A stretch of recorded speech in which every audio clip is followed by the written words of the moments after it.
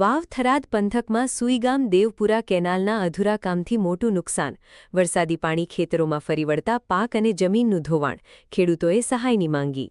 વાવ થરાદ પંથકમાં તંત્રની ધીમી કામગીરીનો ભોગ ફરી એકવાર ધરતીપુત્રો બન્યા છે। સુઈગામ દેવપુરા ડિસ્ટ્રિક્ટ કેનાલનું કામ લાંબા સમયથી અધૂરું હોવાના કારણે તાજેતરમાં પડેલા ભારે વરસાદમાં ખેડૂતોને આર્થિક ફટકો પડ્યો છે। કેનાલનું કામ વિલંબમાં પડતા વરસાદી પાણીનો યોગ્ય નિકાલ થઈ શક્યો ન હતો, જેના પરિણામે પાણી આસપાસના ખેતરોમાં ફરી વળ્યા હતા।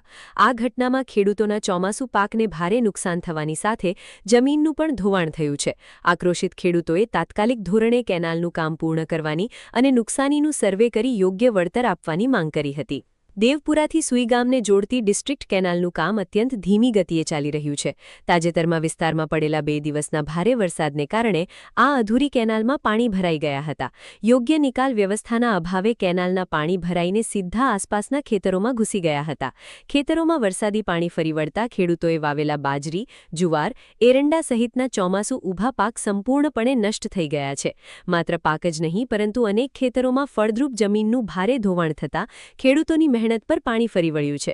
સ્થાનિક ખેડૂતોના જણાવ્યા મુજબ જો તંત્ર દ્વારા આ કેનાલનું કામ સમયસર પૂર્ણ કરવામાં આવ્યું હોત તો વરસાદી પાણીનો સુચારુ નિકાલ થઈ શક્યો હોત અને આટલી મોટી ખુવારી ટાળી શકાઈ હોત।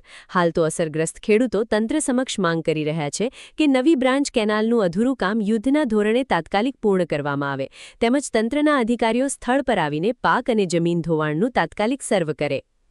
અમારે ત્યાં અહીં દેવપુરાથી સુઈગામ નવી કેનાલ બ્રાન્ચ બનેલી છે, એમાં કોઈ ઓવરફ્લોનું કે કોઈ મૂકવામાં આવ્યું નથી। અમે વારંવાર રજૂઆત કરવાથી કોઈ મૂકવામાં આવ્યું નથી। અમારે ત્યાં અહીં ખેડૂતોને ભારે નુકસાન છે અને અમારે અહીં જુવાર બાજરી વાવેલું હતું અને પાક નિષ્ફળ ગયો છે। હાલમાં અમારે ત્યાં અહીં બધા માણસો હેરાન થઈ રહ્યા છે। અમારે શું કે સાઇટોમાં કોઈને પહોંચ્યા હોય, કોઈ રહેણાંક હતું ત્યાં, અને વારંવાર દેવપુર થરાદથી પાણી આવે છે કેનાલમાં, કોઈ ટેલ બનાવ્યો છે નહીં, તો તેમનું મને વળતર આપે સરકાર અને મને ઓવરફ્લો કાઢીને ખાલી 1500 મીટર જેવું 1600 મીટર જેવું છે ત્યાં મને ઓવરફ્લો મૂકી દે અંડરગ્રાઉન્ડ કરીને, અને અમારે કોઈ આ વળતરને આવું મને સરકાર ચૂકવે। નુકસાન અંદાજે અમારે ભારે નુકસાન છે। અમારે કોઈ એનો અંદાજ નથી, એટલું નુકસાન છે। અમારે ખેતરોમાં કોઈ ખાતર નાખેલું તો બધું તણાઈ ગયું છે અને ખૂબ અતિ ભારે નુકસાન છે। અમારે વારંવાર ભરાઈ જાય છે। હજી વરસાદનું તો બાકી છે, ચોમાસું તો, એટલે વારંવાર અમારે નુકસાન થયા કરે છે। મારું નામ રાજપૂત ઇન્દ્રસિંહ દાનાજી રાજપૂત, ગામ સુઈગામ।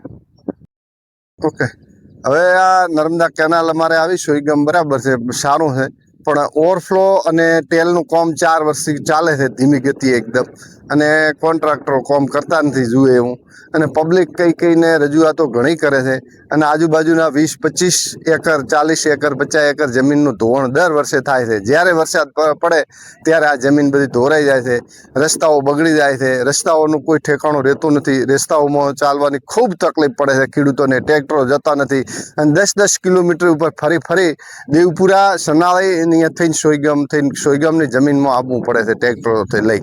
અને આ બધું સરકારશ્રીને વિનંતી કરે કે ઝડપી કામ કરાવે, અને ઓવરફ્લો અમને 1600-1700 મીટર જેવું કામ છે, બાકી ઓવરફ્લોનું જે સાઈડ એમને 2 બાજુ મંજૂરી છે, જે બાજુ નાખ્યું એમને સહમતિથી નાખી દે।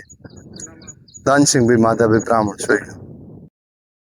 આ કેનાલ છે થરાદ દેવપુરાથી સોઈગામ નવી બ્રાન્ચ કેનાલ બનાવી રહી છે, એને લીધે 2 વર્ષથી અમારા ખેતરની અંદર પાણી આવે। 2025ની અંદર પણ પૂર આવ્યું, ત્યારે પણ પાણી ખૂબ આવ્યું હતું અને પાક અમારે નિષ્ફળ ગયો હતો, અને વરસાદ વરસવાથી પાણી ખૂબ આવ્યું છે અને અત્યારે પાક નિષ્ફળ ગયો છે, અને એના કારણે અમે રજૂઆત કરી થાય કે એમાંથી ટેલ બનાવીને ઓવરફ્લો કાઢો તો અમારા ખેતર ધોવાણ ના થાય। એમાં 20 થી 40 વોટા જેનું અત્યારે ધોવાણ થઈ રહ્યું છે, અને એમાં 4-5 વોટા તો ખાર જ આવેલો છે, અને એમાંથી ખાલી 1.5 કિલોમીટર ઓવરફ્લો કાઢવાનો છે। ઓવરફ્લોની અમે રજૂઆત કરી થાય કે ઓવરફ્લો કાઢતા નથી, ટેલ બનાવતા નથી, અને અમે તો થાકી રહ્યા છે, ને અમારે તો આ કેનાલ ખેડૂતો અમારે આશીર્વાદ કર્યો, પણ અમારા માટે તો અત્યારે પાયમલ કરી રહી છે। મને એવું થાય કે આ કેનાલ ના આવ્યું હતું પણ સારું છે, એવું અમારે અત્યારે મોગણી છે, અને સરકારને પણ અમે વિનંતી કરી થાય કે 3-4 વીને અમે પણ નહીં પણ 10 વીની રજૂઆત કરીશું ઓવરફ્લો માટે, પણ કોઈ એની માટે કોઈ જવાબદાર થતો નથી, કોઈ ઓવરફ્લોનો કરતા છે નહીં। મારું નામ પટેલ જમાભાઈ કૃષ્ણભાઈ।